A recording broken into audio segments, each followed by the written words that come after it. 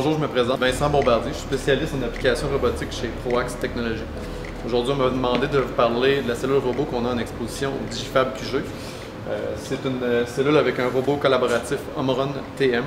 Donc, comme vous le savez, depuis toujours, les robots vont remplacer ou déplacer les humains vers des postes qui sont plus gratifiants pour eux. Souvent, c'est des tâches ennuyeuses, salissantes, dangereuses ou même des tâches qui seraient coûteuses si jamais il y aurait des erreurs.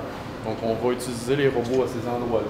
Communément, les robots n'étaient pas collaboratifs, donc on devait s'éloigner des cellules, ou en fait s'éloigner du robot pour pas qu'il y ait de danger pour l'humain.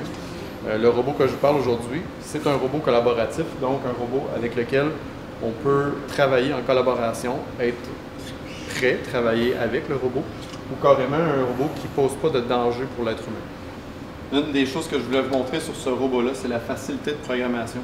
Donc, ce qui fait qu'il est facile à programmer, c'est essentiellement le mode de déplacement.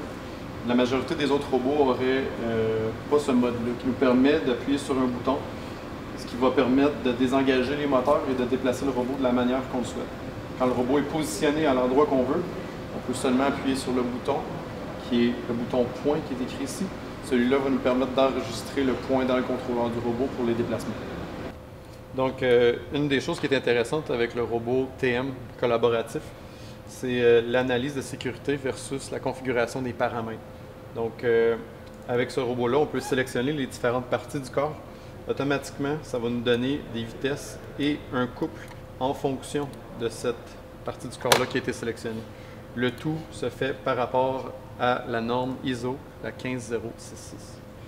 Au niveau du robot collaboratif, il y a une caméra d'intégrer au robot. Ça nous permet d'utiliser des outils de vision pour détecter des pièces. Ensuite, c'est possible pour le robot de trouver la position et d'aller chercher avec un grippeur ou un outil pour pouvoir la ramasser. Donc, avec le programme qu'on a fait, le robot a réussi à détecter la pièce.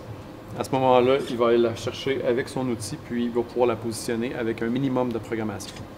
Avec un robot collaboratif de ce type-là, ça nous permet d'avoir des intégrations clés en main qui sont beaucoup moins coûteuses. Donc, avec la vision intégrée, la sécurité machine qui nous permet de ne pas nécessairement avoir une cage partout autour du robot, on parle environ 2 à 3 fois le prix du robot en clé en main pour une intégration.